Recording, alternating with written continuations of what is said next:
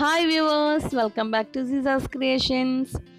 അപ്പോൾ ഇന്ന് ഞാൻ ഒരു ക്രാഫ്റ്റാണ് ഉണ്ടാക്കുന്നത്. എഗ് ട്രേ വെച്ചിട്ട് ചെയ്യാൻ പറ്റുന്ന ഈസി ആയിട്ടുള്ളൊരു ക്രാഫ്റ്റാണ്.